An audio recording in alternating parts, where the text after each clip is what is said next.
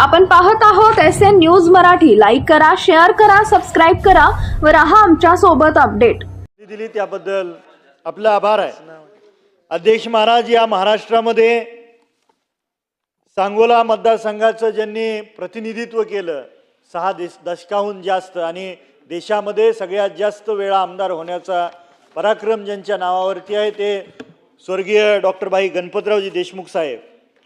आणि या राज्यातलं ते आदर्श लोकनेते होते आणि राज्याचे मुख्यमंत्री सन्माननीय देवाभाऊ हे शब्दाचे पक्के आहेत. आणि मागच्या पंचवार्षिकमध्ये सन्माननीय मुख्यमंत्री महोदयांनी शब्द दिला होता की स्वर्गीय डॉक्टर भाई गणपतराव देशमुख साहेबांचं स्मारक, त्यांचा पुतळा या विधानसभेच्या प्रांगणात आणि त्यांची प्रेरणा येणाऱ्या पिढीला मिळावी यासाठी सांगोला शहरामध्ये त्यांचं स्मारक व्हावं ही आपल्या माध्यमातून मी मागणी करतोय.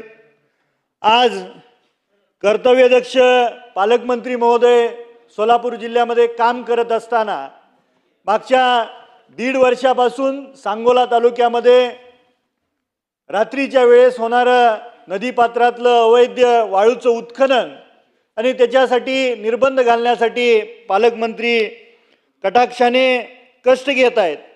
पण तिथले काही पोलीस कर्मचारी आणि महसूलचे कर्मचारी त्याच्याकडे दुर्लक्ष करत असताना त्याच्यामुळे या शासनाचा महसूलचा तोटा होतोय. आज या राज्य सरकारने सन्माननीय मुख्यमंत्री महोदय असतील, सन्माननीय महसूल मंत्री असतील, त्यांनी मुरुम आणि माती उचलण्यासाठी जो कायदा आणला त्याबद्दल सरकारचं अभिनंदन आहे. पण वाळूचं उत्खनन हे 100% थांबलं पाहिजे. माझ्या मतदारसंघामध्ये अवैध देशी दारूची दुकानं आहेत आणि त्याच्यामुळं आणि त्याचबरोबर काही ठिकाणी अवैधरित्या गांजाची विक्री केली जाते. तरुण वर्ग हा व्यसनाधीन होतोय आणि उद्याचं देशाचं भविष्य अडचणीत येते. याच्याकडे शासनाने जबाबदारीने लक्ष देणं गरजेचं आहे.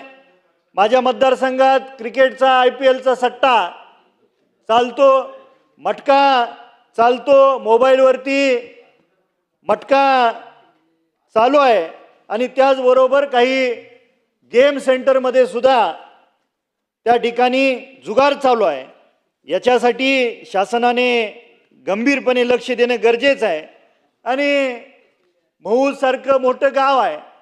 माझ्या तालुक्यामध्ये, सांगोला तालुक्यामध्ये एकच पोलीस स्टेशन आहे. तर महूसारख्या मोठ्या गावामध्ये नवीन पोलीस स्टेशन असणं गरजेचं आहे. त्यासाठी शासनाने तात्काळ मान्यता देणं गरजेचं आहे.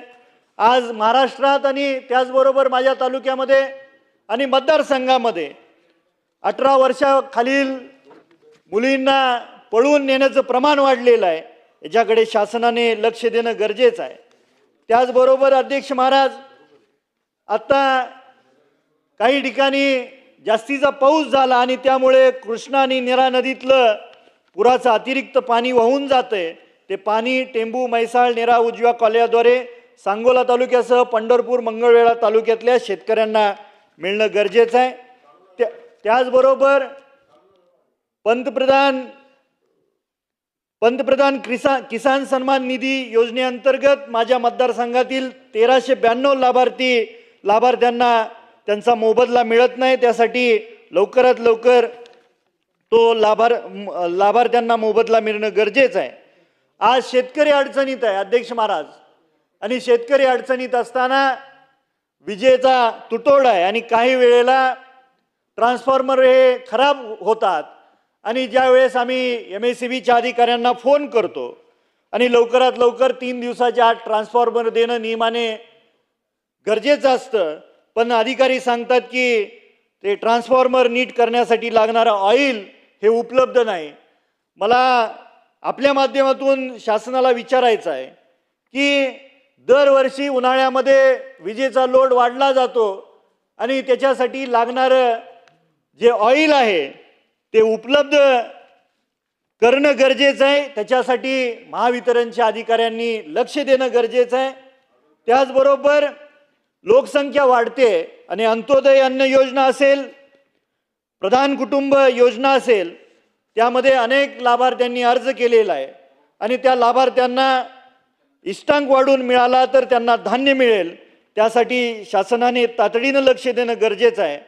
आणि आज शेतकरी अडचणीत असताना त्या शेतकऱ्याला अजून अडचणीत टाकण्याचं काम काही बोगस बियाणे आणि निकृष्ट खत दुकानदार करतायत, त्याच्याकडे शासनाने लक्ष देणं गरजेचं आहे. शेतीसाठी वापरल्या जाणाऱ्या कृषी पंपावरील 7.5 HP जी मर्यादा रद्द करून शेतकऱ्यांना वीज माफीचा लाभ देणं गरजेचं आहे. आणि त्याचबरोबर शासनाने खूप चांगली योजना आणली. मायक्रो सिंचन योजनेअंतर्गत सामूहिक शेततळ्यातील अनुदानाची वाढ करावी, त्या कारणाने ती योजना प्रभावीपणे राबवता येईल. अध्यक्ष महाराज, या राज्यामध्ये 2012 पासून नवीन ग्रंथालयाला मान्यता दिली जात नाही आणि त्या कारणाने ग्रामीण भागामध्ये वाचकांची संख्या कमी होताना दिसते. तर लवकरात लवकर नवीन ग्रंथालयाला मान्यता देण्याचा सकारात्मक निर्णय शासनाने घेणं गरजेचं आहे. टप्पा अनुदान वाढीसाठी हजारो शिक्षकांनी आझाद मैदानावरती मोर्चा आणला होता आणि तो मोर्चाच्या मागण्या त्वरित सरकारने मान्य कराव्या. त्याचबरोबर या ठिकाणी सन्माननीय ग्रामविकास मंत्री महोदय आहेत. तर अध्यक्ष महाराज, आपल्या माध्यमातून मंत्री महोदयांना माझी विनंती आहे की ग्रामपंचायतीमध्ये कर्मचारी जे काम करतात त्यांच्या असंख्य मागण्या आहेत, सतत ते सातत्याने आंदोलन मोर्चे काढतात, त्यांच्या त्या मागण्या तात्काळ मान्य करणं गरजेचं आहे. त्याचबरोबर अध्यक्ष महाराज, जिल्हा परिषद शाळेमध्ये प्राथमिक शिक्षकांना सहाय्यक BLO पद दिलेलं आहे आणि त्या कारणाने ग्रामीण भागामध्ये शिकणाऱ्या विद्यार्थ्यांना आणि विद्यार्थिनींच्या गुणवत्तेवरती अडचणी येते. तर ते सहाय्यक BLO पद रद्द करण्यात यावं ही आपल्या माध्यमातून शासनाला मी विनंती करतो. आणि त्याचबरोबर अध्यक्ष महाराज, माझ्या मतदारसंघामध्ये असंख्य तरुण, त्या तरुणांच्या हाताला काम नाही. या ठिकाणी उद्योगमंत्री महोदय उपस्थित आहेत. माझी कळकळीची विनंती आहे माझ्या मतदारसंघातल्या सर्व तरुण बांधवांच्या वतीनं की एक MIDC माझ्या मतदारसंघासाठी तात्काळ मंजूर करावी. मला या ठिकाणी बोलण्याची संधी दिली त्याबद्दल अध्यक्ष महाराज आपलं आभार. धन्यवाद. सन्मान्य सदस्य